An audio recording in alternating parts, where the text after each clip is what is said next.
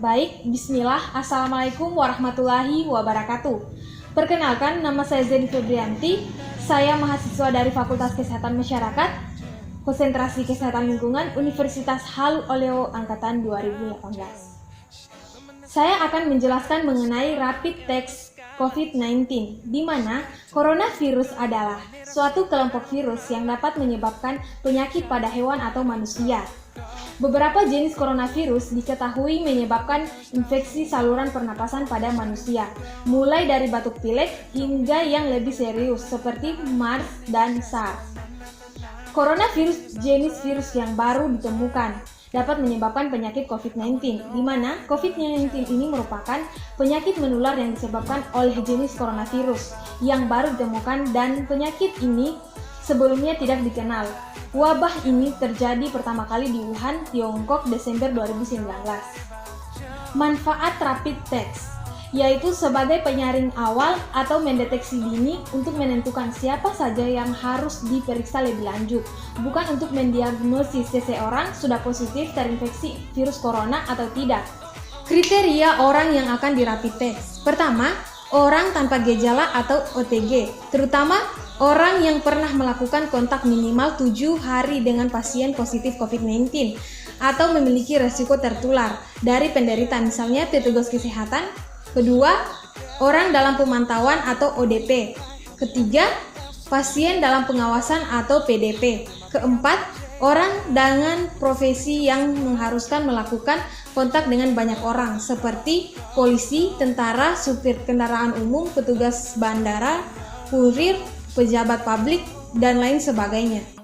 Alat dan bahan pemeriksaan rapid diagnosis test COVID-19. Yang pertama, alat rapid test diagnosis test, jarum lancet, alat pelindung diri atau APD, di mana meliputi masker, pelindung mata, pelindung wajah, gaun medis, sarung tangan medis, penutup kepala, sepatu pelindung. Kedua, bahan, di mana bahan yang digunakan yaitu sampel darah biasanya diambil di ujung jari. Kedua, alkohol. Ketiga, kapas. Tata laksana atau tahapan pemeriksaan COVID-19. Pertama, sebelum mulai menguji alat tes dan spesimen perlu menyeimbangkan suhu, di mana 15 sampai 30 derajat Celcius atau 59 sampai 86 derajat Celcius. Kedua, lepaskan keset tes dari kantong yang disegel. Kemudian, pijat ujung jari untuk mendorong aliran darah. Lalu, gunakan pada alkohol untuk melakukan desinfeksi. Setelah itu, gunakan jarum untuk menusuk kulit di ujung jari yang telah desinfeksi. Setelah darah keluar dari ujung jari, gunakan pipet untuk mengumpulkan darah tersebut. Ketiga, pegang pipet secara vertikal dan keluarkan 1 tetes darah ke spesimen dengan baik dari alat uji. Kemudian, tambahkan 2 tetes pengencer dan mulai atur waktu tes. Keempat, tunggu sampai garis pada rapid test muncul. Lihat hasil tes dalam waktu 15 menit. Jangan membaca tes setelah 20 menit.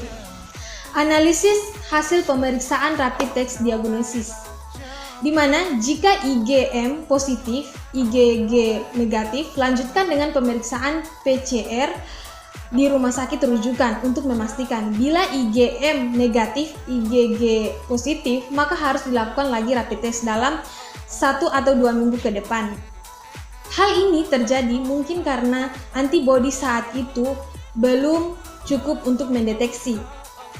Hasil pemeriksaan biasanya dibaca secara visual pada alat rapid test diagnosis yang dipakai. Jika hasil tes menunjukkan positif, akan muncul 2 garis pita merah di garis C dan T di garis kontrol, sementara jika hanya muncul 1 pita merah hanya di garis C, maka menunjukkan negatif dan hasil akan diketahui sekitar 10-15 menit.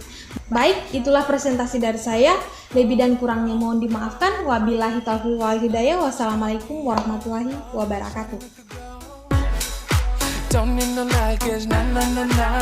Don't need no stress, got nah, nah, nah, nah. Just be